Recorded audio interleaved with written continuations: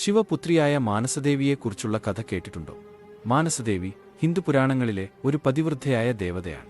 അവളെ സർപ്പദേവതയായും വിഷദോഷങ്ങൾ നീക്കാനുള്ള ശക്തിയുള്ളവളായും കരുതുന്നു. ചില പുരാണങ്ങൾ പ്രകാരം മാനസദേവി കശ്യപന്റെ ഭാര്യയായ കത്രു നിർമ്മിച്ച ഒരു കരിങ്കിൽ ശില്പത്തിൽ നിന്നുമാണ് ഉദ്ഭവിച്ചത്. അതിനാൽ കശ്യപന്റെ മകളായും വാസുകിയുടെ സഹോദരിയായും ചില പുരാണങ്ങൾ വിവരിക്കുന്നു. എന്നാൽ മംഗളകാവ്യത്തിൽ ഭഗവാൻ ശിവന്റെ മനസ്സിൽ നിന്നും ജനിച്ചവളായിട്ടാണ് വിവരിച്ചിട്ടുള്ളത്. ഗത്രു നിർമ്മിച്ച ശില്പത്തിൽ നിന്നും ഭഗവാന്റെ മാനസപുത്രിയായി ഒരു താമരപ്പൂവിലാണ് മാനസദേവി ജന്മം കൊണ്ടത്. അതിയായ തേജസ്സോടെ ജനിച്ച ആ കുഞ്ഞിനെ മഹാദേവൻ ഒരു പൂക്കൂടയിലാക്കി കൈലാസത്തിൽ കൂട്ടിക്കൊണ്ടുവന്നു. ശേഷം ഭഗവാൻ ധ്യാനത്തിൽ ഇരിക്കെ ആ കുഞ്ഞു അതിവേഗം വളർന്ന് ഒരു സുന്ദരിയായ യോഗി ആയി മാറി. ഇതേ സമയം അവിടെ എത്തിയ പാർവതി ഭഗവാന്റെ അടുത്ത് ഒരു യുവതിയെ കണ്ട് നീ ആരാണ് എന്ന് ചോദിച്ചു. ഞാൻ പരമശിവന്റെ മകളാണ് എന്ന് അവൾ മറുപടി പറഞ്ഞു. കോപിതയായ പാർവതി ദേവി അവിടെ ഇരുന്ന പൂക്കുടയിൽ നിന്നും ഒരു താമരത്തണ്ട് എടുത്ത് മാനസദേവിയുടെ കണ്ണിൽ പ്രഹരിച്ചു. അതിനാൽ മാനസദേവിക്ക് ഇടതുകണ്ണിന്റെ കാഴ്ച നഷ്ടമായി.